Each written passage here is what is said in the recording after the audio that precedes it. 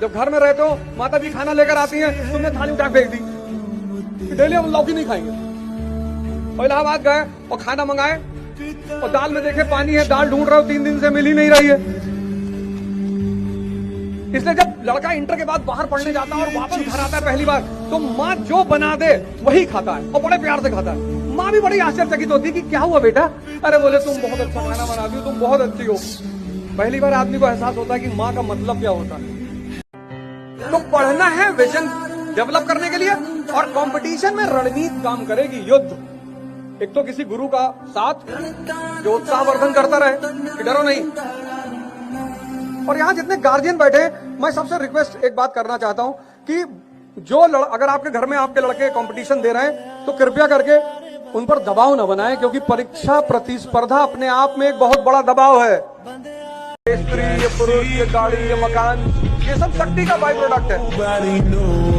वो देखो जेलेंस्की पंजाब का भगवंत मान 7 साल पहले उसकी बीवी छोड़ के चली गई थी, अब आई और आगे कह रही है कि मैं इनके लिए दुआ करती थी। कि पूजा शक्ति की है, व्यक्ति की नहीं। कि जिस दिन लड़ना छोड़ दोगे ना मर जाओगे। डोंट प्रे कि सर भगवान मेरे जीवन से संघर्ष खत्म कर दे। रो मत। 24/7 ध्यान करो और युद्ध के लिए तैयार रहो। एवरी मोमेंट क्या मौका मिला निकाला, लड़ा वॉर की तैयारी करो, तलवारबाजी करो और नाचते रहो, गाते रहो। बस ऐसा कुछ करो यार, कांड करो, कांड। और करो कि तुम आइडियल बन जाओ पूरी दुनिया में। अगर आपका बेटा आपकी बेटी अगर आपसे बड़े बड़े बात करता है कि पापा एक दिन देश पे कब्जा कर लेंगे, सपोर्ट करिए उसे कि बिल्कुल करोगे, शाबाश, डटे रहो। और ये चीज मेरे फादर ने मेरे साथ जीवन भर की, जीवन भर, आज तक। मैं लखनऊ से साइकिल चलाने जा रहा था कोविड के टाइम में, 16 सितंबर 2020 से दिल्ली। मैंने उनसे कहा यार साइकिल चलाने जा रहे 700 किलोमीटर। बोले छोट कम है तुम्हारे लिए, कम है। बस वहीं पे मेरा ब्लड प्रेशर हाई हो जाता था। क्या है यार? बोले कम है, तुम तो 70-80 हजार चला लो, तुम्हारे ऊपर फर्क नहीं पड़ा। अरे मैंने कहा इतना भी मत चलाया करो। सर माँ बाप का जो प्रोत्साहन होता है ना, उसकी आप कीमत अंदाजा नहीं लगा सकते। कभी भी किसी माँ बाप को अपने बच्चों को हतोत्साहित नहीं करना चाहिए। शिक्षा शेरनी का दूध है।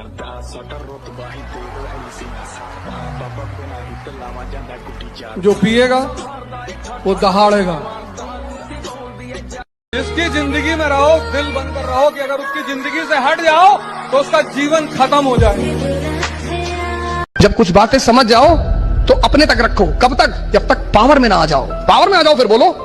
एक हाथ में तलवार ले लो, फिर बोलो कि हम भाई हैं। किसी ने कहा नहीं है, डाल दो। ऐसे मत बोलो, ऐसे सुनो। जब तुम पावर में नहीं, सुनो, सर झुका लो, सुनो, विरोध मत करो, किसी को समझाओ मत। भगवान कृष्ण दुर्योधन को नहीं समझा पाए, तुम भगवान से बड़े हो। मोहम्मद साहब अपने चचा को नहीं समझा पाए, अबू तालिब साहब को, आप क्यों समझाते हो? कनाडा से मेरे पास कॉल आई 2 बार और बोलते हो मास्टर तुम AK-47 से छल नहीं करेंगे तुम। मैंने कहा बेटा खिलौने वाले तो हमने भी चलाई है, पर करीब मत आना मेरे, क्योंकि मैं टीचर बहुत बाद में बनाऊं। माफ किसी को भी मत करो। Forgiveness is the quality of God, and we are not God. पर मुस्कुराओ, कोई तुम्हें धोखा दे गया, तारीफ करो उसको, Congratulations, अच्छा खेलते हो।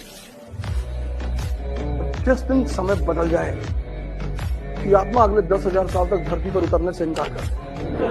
ये मन का हथियार है। इसे कहो योग करना है, कहेगा कल। इसे कहो ध्यान करना है, कहेगा कल।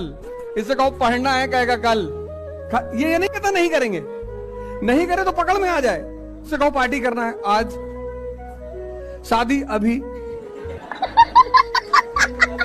चीजों के लिए तुरंत तैयार है, तुरंत। बस अभी करा दो भैया।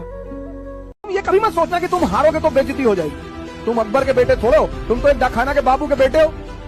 आप क्यों सोचते हैं मेरी बेइज्जती होने दो सर, कि लोग मेरे ऊपर हंसेंगे। लोग सिर्फ मुर्दे पर नहीं हंसते, जो जिंदा है उस पर तो लोग हंसेंगे ही सर।